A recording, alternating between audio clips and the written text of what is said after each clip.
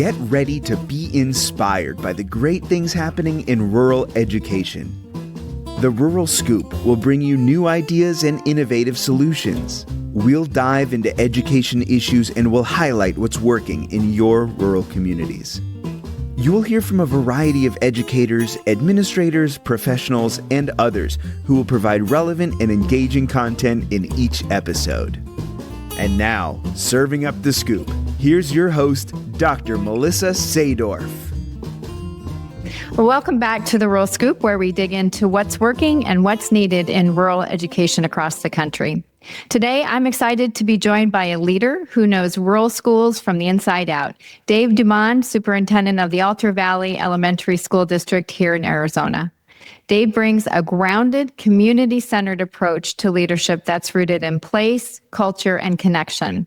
We're going to talk about his journey to the superintendency, some of the innovative work that's happening in his district, and how he's helping to shape the conversation around rural education at both the local and state levels. So from our policy shifts to community engagement, Dave's perspective is one that I know you're going to appreciate, especially for those that are leading small and rural systems. So Dave, welcome to the Rural Scoop. I'm so glad that you're here. Well, thanks for having me. Glad to be here. So I'm going to get us kicked off with something that kind of lays the groundwork for our conversation. So let's start with your journey. What led you to become a superintendent, and what were some of the key moments along the way that shaped your leadership in rural education? Great. Well, thanks. Yeah, I love I love thinking about how I got here, because I don't think I ever really I knew little Dave thought I'm going to grow up and be a superintendent. I knew I wanted to be a teacher, throughout my life from when I was little, and then tried to ignore it for a while, and just the teaching kept calling to me. I have a brother who about 7 years younger than me. So I had the opportunity to do a lot of coaching with him on his sports teams and stuff like that. And so I realized I really like this. And then, but again, no, I'm not going to be a teacher. And then, did some other things leading up to college, or spinning my wheels, doing, different jobs, and just kind of realized I want to be a teacher. So, went all in, and I really think that what got me here was just, having key people in my life, having a key teacher / coach, when I from high school, and then just mentors along the way, my certain college professors, and really helped me. And then when I eventually became a principal, having or not a principal, but become a teacher, having 5 different principals in 5 years, I think kind of maybe I want to be a principal. So that, that's kind of how I got into from being a teacher and, a teacher leader with, lots of opportunities, to a principal, to becoming a superintendent. I from making the change from being a principal to a director in a big school district, I kind of realized I missed being a principal, or I missed, just it's different. And so I ended up here at Altar Valley 10 years ago, and I've I completely love it. I came from Phoenix, and I came here, and I never want to leave. Well, I love being in Altar Valley. So Altar Valley is we're a rural school district connected to Tucson. My district makes up 700 square miles, Wow. And so it's a big, huge area. But at the end of the day, we probably have about we might have 450 kids here, in my preschool to 8th grade school district right now. So that's that's kind of how I got here in a nutshell. What was harder, the principalship or the superintendency? I being a principal is hard work. You got to be, not that I don't want to be it was definitely challenging, but just really rewarding. I have to being a principal, you're on the building, you're in there, you see the kids, you know the kids. And so as a superintendent, I'm scheduling, like I'm going to the schools these days and to make sure, and it's really to see the kids and to interact with the kids. And, I schedule days where I go visit classrooms, but then I'm going to go do lunches. Lunch is more fun. I want to go do recess being a principal is, definitely challenging and rewarding. And I was, building principal for 12 years, so I loved it. And I love what I do now though, too. So I guess I'm getting close. I'm finishing my 10th year as superintendent. I'll be hopefully, be here several more years to say like I was, a superintendent for however long. But I love what I do now also. So for sure. So you started talking about the Altar Valley School District as far as number of students and your geography, which I didn't realize you were that big. That's a pretty big district. What else makes your district unique? What are some things that you're most proud about when you think about the students or the staff or community that you serve? Well, I know all of us are, I love my students and my community and the people that are here are really what makes it great. Alta Valley, I find it fascinating that like I have people here that, they choose to be here. I mean, they want to be in Alta Valley. I have more than several staff that like went to Alta Valley, went through, K-8 school here, left to go, we got to go to high school somewhere else, went and did did some of their life, and they moved back here and they're working here, so we have that aspect of just, I find that, just a testament to how great Alta Valley is that these people come back, they bring their families back. We're getting ready for 8th grade promotion, and we always really try to make a point of identifying like how many kids have been at Alta Valley since kindergarten or preschool. And we call them lifers. They get a lifer pin. We have like 20 of them out of our, 55 students, and promoting 8th graders that have been with us, this whole time. And so, that's one of the things I think makes it unique is that our people, people choose to be here, it's like that everywhere, but, people have a choice. And so I really, I appreciate and respect, the people that choose to be here, to live here and to come back. I find that, awesome. And then kind of another, aspect that I think, I'm proud of, I guess, is that we have, a couple staff members that, one of them lives out here, started off as a bus driver and is now, went through our U of A Pathways program and is a superstar teacher, had another parent who, started off, and this is how we kind of do it. Like they wanted to volunteer. And so my volunteer coordinator is like, hey, this parent, you might want to keep your eye on them. And now, she's a teacher now too, through the Pathways program, started off as a parent volunteer. I hired her to be a, emergency certified her to be a substitute, and then now she's one of our teachers. So, just really looking for, opportunities to really keep people in our community. That's, we want to keep them here. So, and I really appreciate the people that choose Alta Valley and want to stay here. Yeah, that grow your own is such a critical thing to have happen in a rural community because they know your community and as you said, they want to be there. So that's fantastic that you're able to entice people within the community to serve at the school. Rural superintendents often wear more hats than most. We talk about, all the different hats that you wear as a rural leader. So from your perspective, knowing that you've got a lot of different challenges in front of you and a lot of different things that you're dealing with, what are the most pressing concerns that rural leaders have in Arizona and maybe even across the country? What are they facing right now?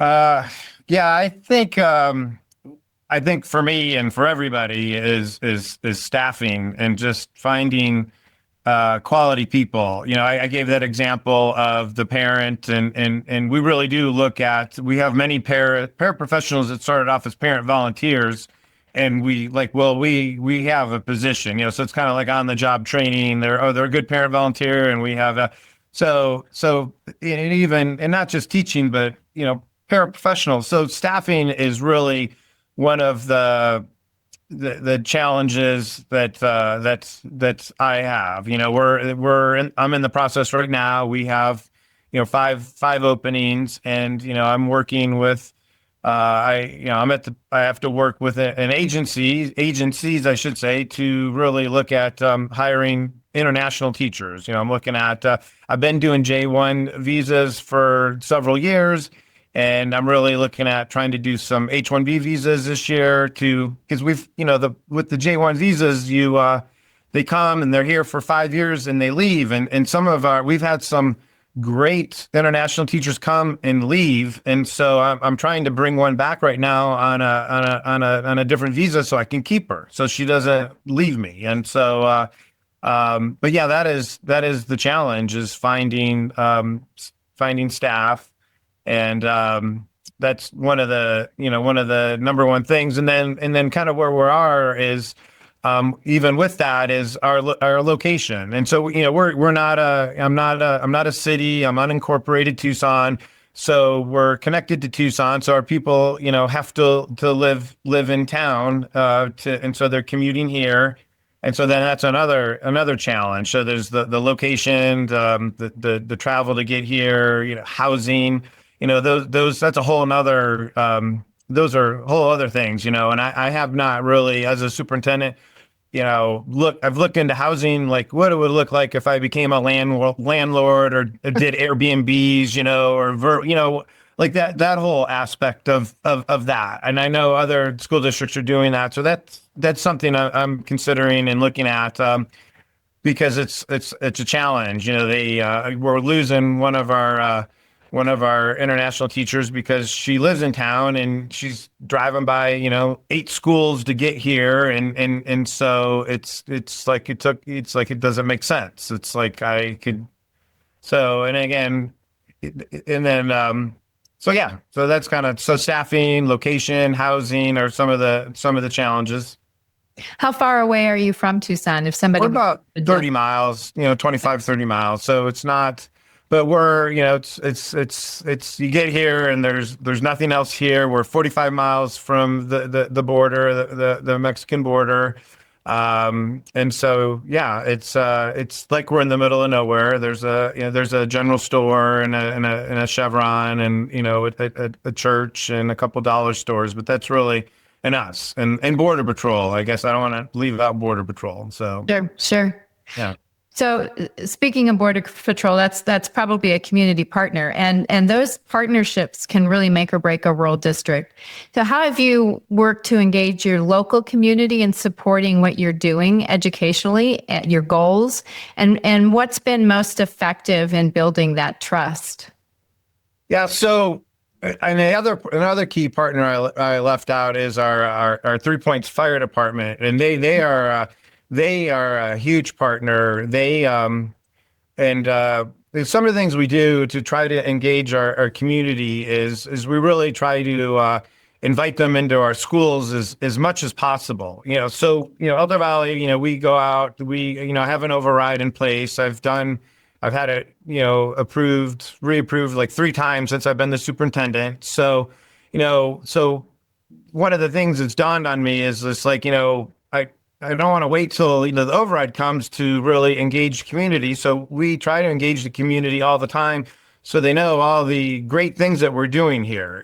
So we have family fun nights. We try to do one a quarter where we feed families to come in, and then we just have all these activities going on. We usually have 250 people show up for that, and then the fire department, which is great, is they'll come and they'll come do that event. They'll come and bring the fire trucks for the preschoolers. They'll come and support us for water days. They'll come and read across America. So always trying to get the the fire department is like a great partner. They're here. They often get calls. They're not here for an emergency. They're here for whatever it is they're here to do. So they're an amazing partner. But yeah, that's one of the ways is trying to welcome the families in. So our family fun nights, or we do veterans lunches, we do grandparents day. We try to just like come have lunch at our awesome cafeteria and eat our awesome food, or come and read, and so those are some of the things that we really try to do. We have 21st century before and after school funding, and so we do events linked to that, like come and 21st century's ending. Let's it's the end of the first semester. Let's come and watch this performance, or see what they did. So again, just trying to invite those opportunities. We do our summer STEM camp is kind of the same thing. We do 4 weeks of summer school, and again, we invite them in at the end for like a culminating activity. Come and see what we did for these past 4 weeks of summer. We do. And then also like with summer, we do like the fire department or different, they'll come in and do things for our summer school. So those are some of the things that we do. Nice. So I'm going to shift gears a little bit, Anya, and talk about, I often say rural innovates out of necessity. I mean, you have to do with what you have. And innovation doesn't necessarily have to mean flashy tech. It's often about finding smart solutions that fit your context in your rural community. So what are one or two of the innovative practices or programs that you've been able to implement at Ultra Valley that have had some impact that's meaningful for your staff and your students? Well, I'll circle back to our summer school, because we're getting ready to do that right now. But one of the things we do is we partner with Pima County, and we do a Pima County youth program where we for kids 14 to 18 we pick them up with our summer school kids. They apply, and we get them jobs. So a lot of them work here on campus. They help with summer school, maybe as a tutor or an aide, or they work with our maintenance crew. Or I referenced the corner store. They'll work there, some of the feed places, and so then our partnership with Pima County is that we'll do that. We'll pick them up. We'll bring them here. We'll make sure they get breakfast and lunch. We'll get them to work, put them to work, and give them some training. And that's one of the things that we're in the process of doing that right now, and it's exciting for our kids to see them. And I mean, not all of them, but 90% of them are all kids that were, come through Altar Valley. So to see them come and working, and so that's one of the things we do. Another thing that we're kind of I got to see firsthand in action is our partnership with ADE and the letters training, that the literacy training that we were able to be part of that grant to get all of my teachers get that 2 years of letters training. And so and you could see the change, the way they talk about the science of reading. And then we've been in the process of doing a textbook adoption. And so as we're doing that and hearing the questions that would come out and the concerns, and just like, it really changed the way we were using our old curriculum. But as we're adopting the new curriculum, the questions and the thoughts. So the partnership with ADE has been that training with them, and I guess I should say we were fortunate enough to be part of Project Momentum for this past year, and that was a great partnership, and that brought coaching to our principals and to myself. And it wasn't just I love to learn, and so it was great to have somebody who's like, oh, I get to talk to you too, and I get to get coached, and so it was I think that was a great opportunity for us as we this school year, as we really looked at how are we measuring our goals and whatnot. So the ADE has been good to us. Those are two great opportunities with the letters and the Project Momentum to really helped our school district. And then the last one, and I don't think I brought this up yet, is our Family Resource Center. Also, I want to make sure I talk about that. there's three United Way. It's First Things First funded. It's through United Way. They've created three family resource centers in Pima South, and so they've selected Altar Valley to be one of those family resource centers. And they're really they're focusing on birth to 5-year-olds, but the reality is they're helping our entire community. They're bringing parenting classes, car seats, diapers, just bunch of opportunities and resources to our community. And so I really, I'm excited that we have that. I think we're about a year and a half in to that, and it's just constantly growing every day. But yeah, we do have that Family Resource Center and that partnership. Very, very proud and thankful of that partnership. Wow, you have some really great things that are happening. Those are things that are coming from outside of the community and into provide services and resources for you. But let's talk about place-based education. How do you incorporate the unique culture and history and assets that are in the community into your educational programs? And why is that such an important thing for rural leaders to consider? So incorporating local history and culture events into Altar Valley. So we do, like I said, we do have a big school district. We're over 700 square miles. We're close to the border. We have ranchers out here, and a 4-H president. We have 2 different 4-H groups out here in Altar Valley.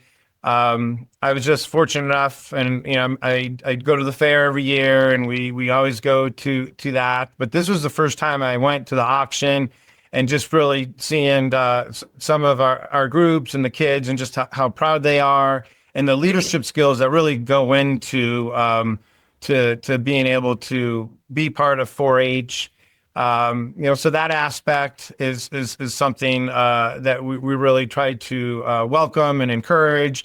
We do have at our elementary school, we have a folklorico group, really focusing on that culture. We do have a high Hispanic population here in Altar Valley, so we address that and really try to build. We're building on that. That's like a really popular program that we try to focus on.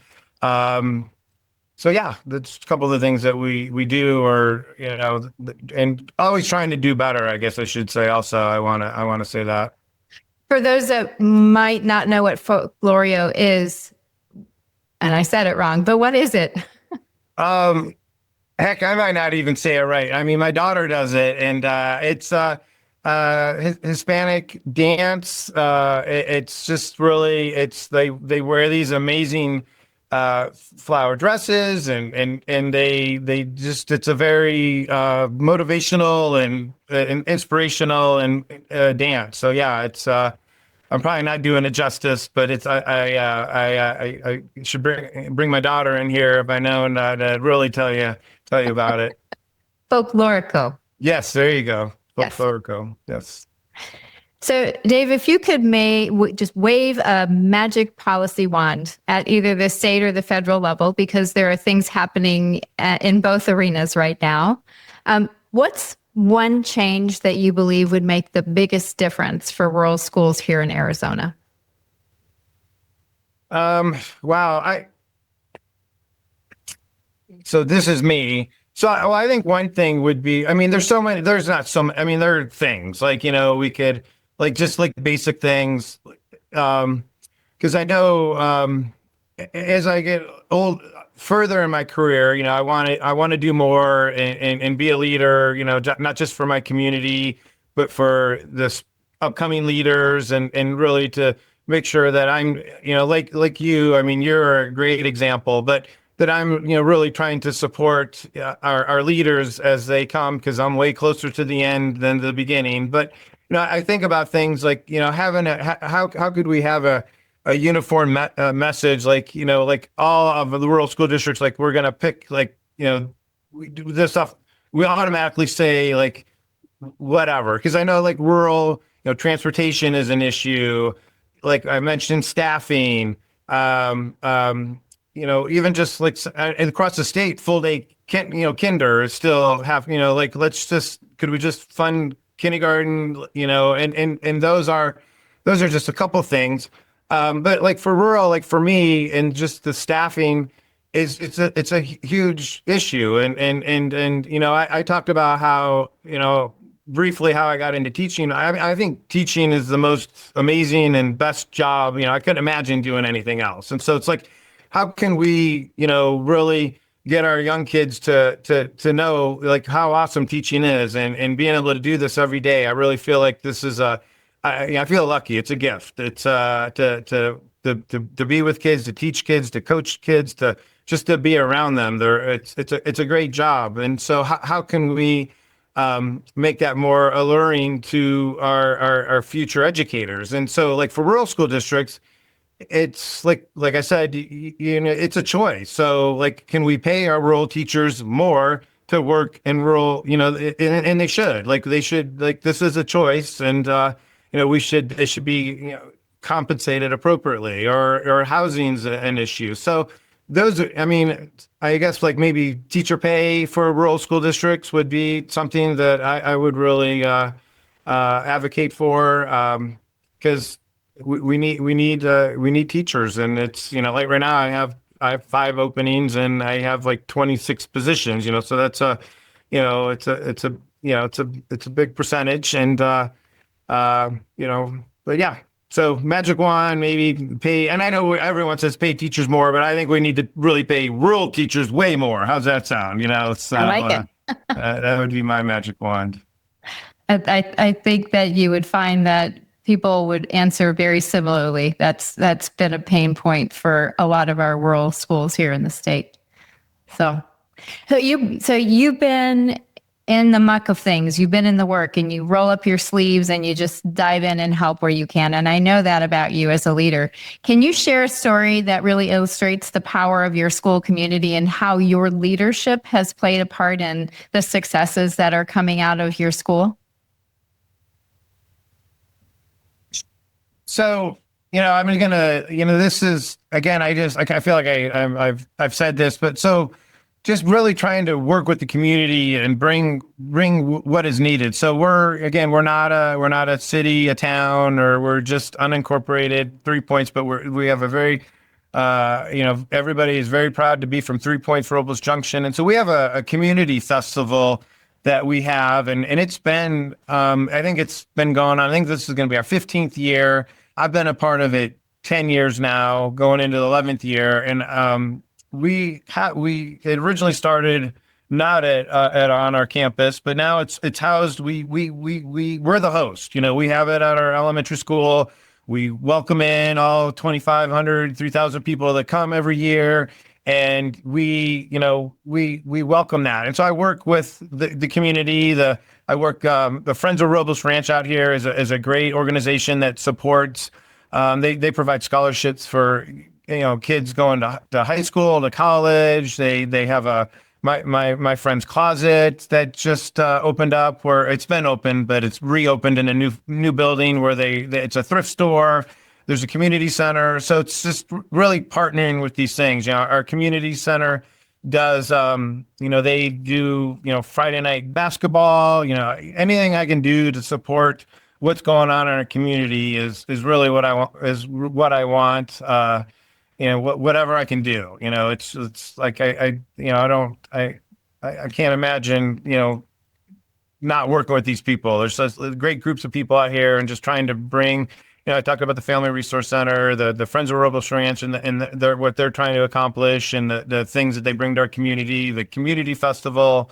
We're looking at trying to expand and do another event where we bring services out here like Pima County services or different agencies, to really like an event to connect people to different resources. And so that's, one of the things we got coming up. So yeah, I'm definitely, that's one of the things. With some of those resources that you're talking about, Dave, are any of them medical? Because we find that our families really have to travel to get any kind of medical support. That's exactly that's like mental health, different, all of those different things. We have United Healthcare out here, but then really just expanding beyond that, like the mental health, or the whatever thing. So we're really trying to put that together to provide an event to connect people to those things and resources.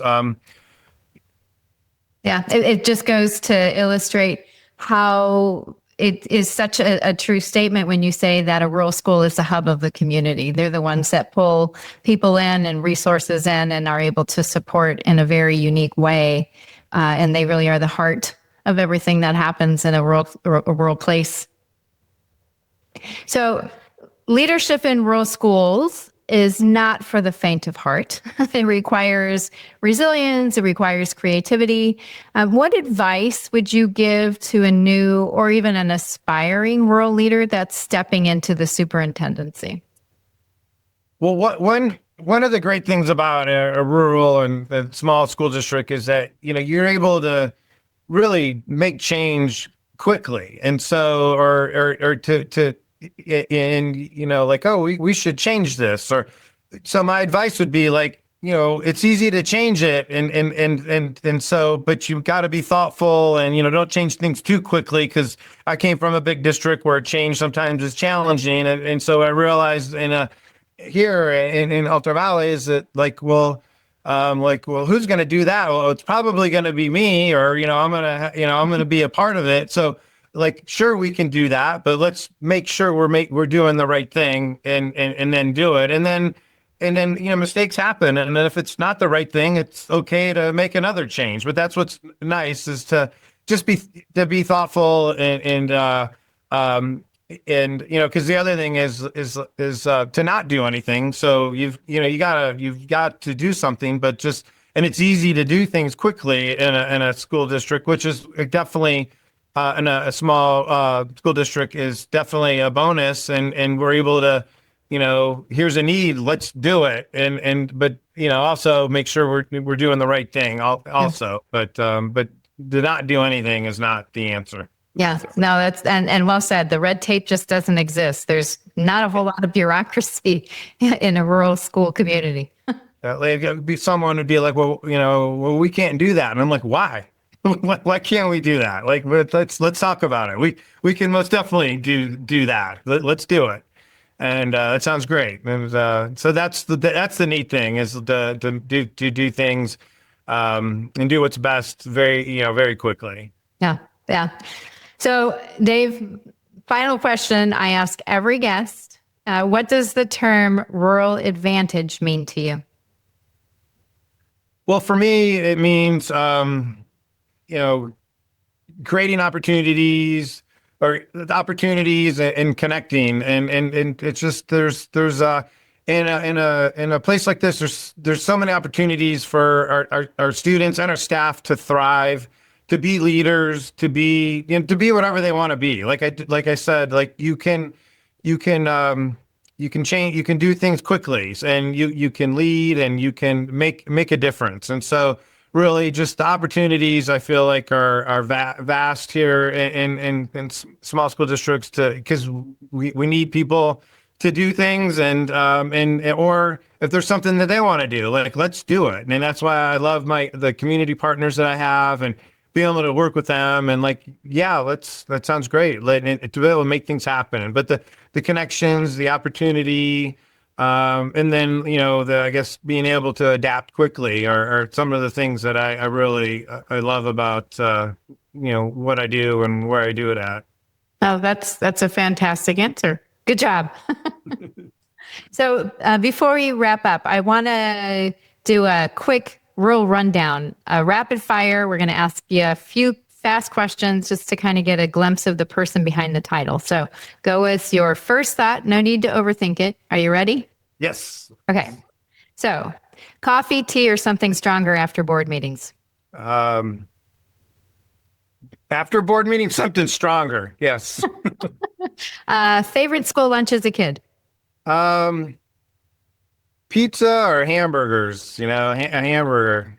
There you go. I think that was just about everybody's was pizza. Yeah. First job you ever had? I had I don't know if I had a paper boy when I was a paper boy when I was in 7th grade. And then, I worked at then in high school, or I worked at a place called Yellowfront. It's kind of like a small. Oh, I remember. Yeah, We yeah, used to go yeah, back to school shopping at Yellowfront. yeah, yeah. So those are my two. I have fond memories of both jobs. I think the paper route got me, and now I still like to get up at 4 a.m. because of the paper route. I love the mornings. So what's one thing on your desk you can't live without? Oh my goodness. Probably, well, just like I have my history of my daughter's artwork on me. So just, whatever the latest drawing is my daughter has, like you can't see it. I have a picture of a monkey right above you. Yeah, that she drew. That fits. So yeah. A rural place that's left a lasting impression on you.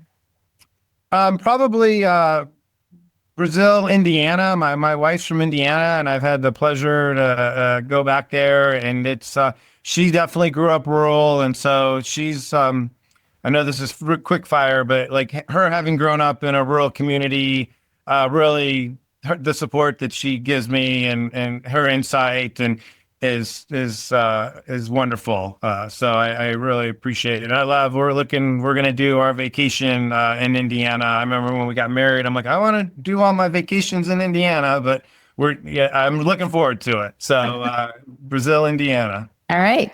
Favorite way to recharge after a long school week?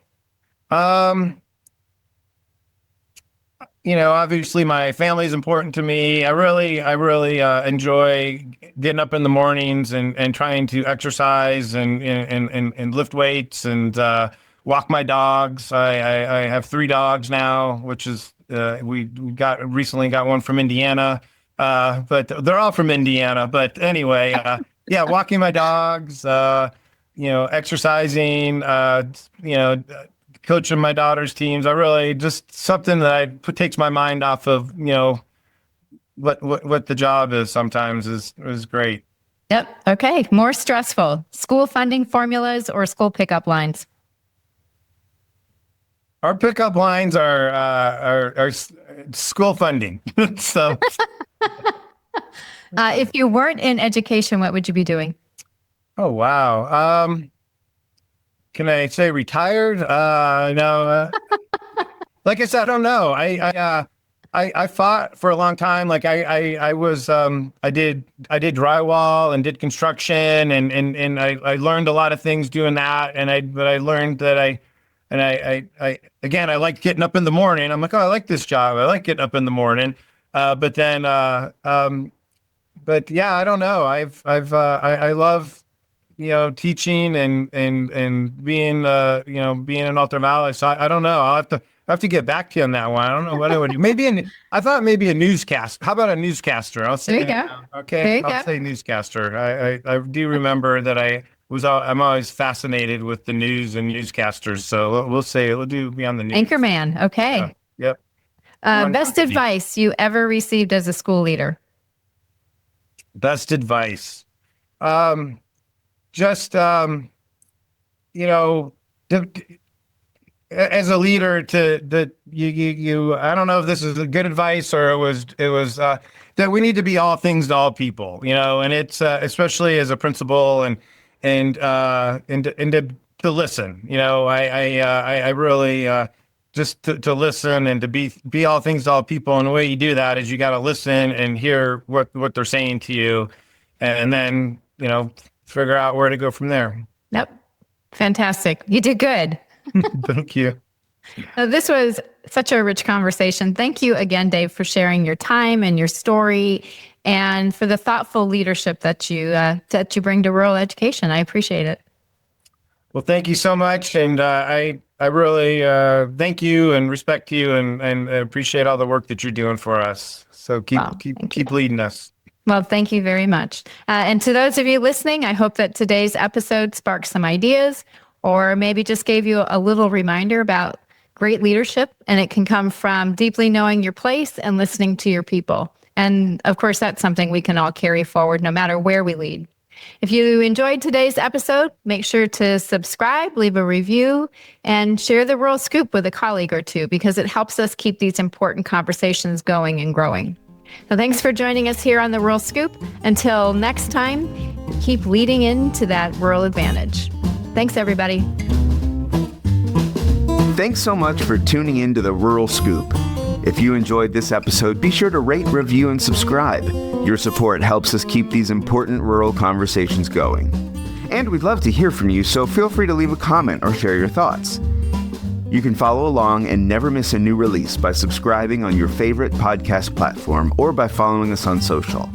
We're on YouTube at The Rural Scoop, Instagram at msadorf1, and X at msadorf03. The Rural Scoop is produced with support from Vela Educational Consultants.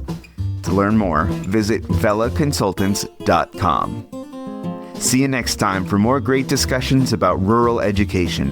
And as always, keep leaning in to the rural advantage.